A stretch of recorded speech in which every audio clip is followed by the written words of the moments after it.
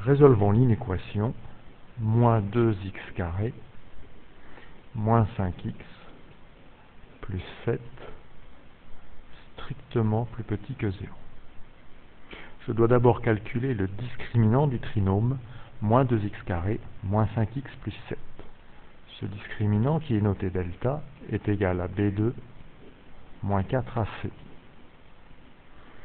où A est le coefficient de x carré, ici A est égal à moins 2.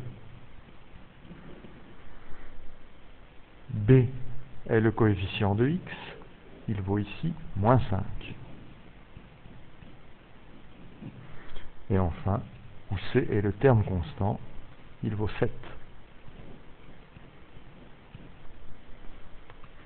Delta est donc égal au carré de moins 5, moins 4 fois moins 2, fois 7. Ce qui nous donne 25 plus 56, soit 81. Delta est ici strictement positif. Donc le trinôme moins 2x carré moins 5x plus 7 possède deux racines distinctes.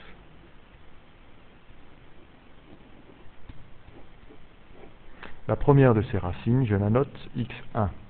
Elle vaut moins b, moins racine de delta, le tout sur 2a. La seconde, que je note x2, prend pour valeur moins b plus racine de delta, le tout sur 2a. Ce qui va nous donner pour x1 moins 5 moins racine de 81, le tout sur 2 fois moins 2. Soit 5 moins 9 sur moins 4. Moins 4 sur moins 4. Et finalement 1. La seconde racine x2 est donc égale à 5 plus 9, le tout sur moins 4, c'est-à-dire 14 sur moins 4, soit moins 7 demi.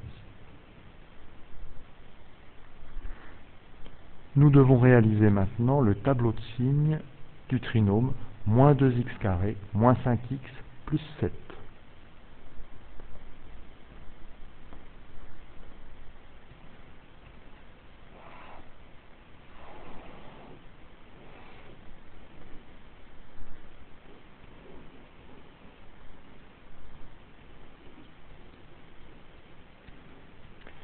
La variable x peut prendre toutes les valeurs possibles, c'est-à-dire de moins l'infini à plus l'infini.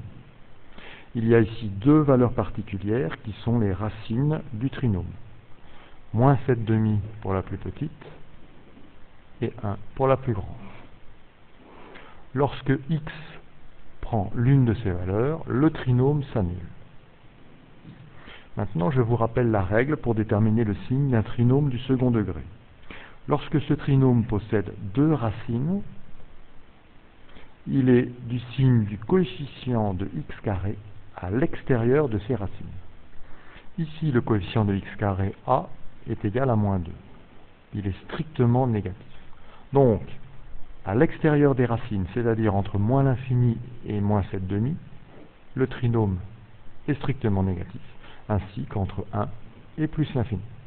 Il est donc du signe contraire, c'est-à-dire du signe positif, entre moins 7 demi et 1. Nous devons chercher ici lorsque le trinôme est strictement négatif.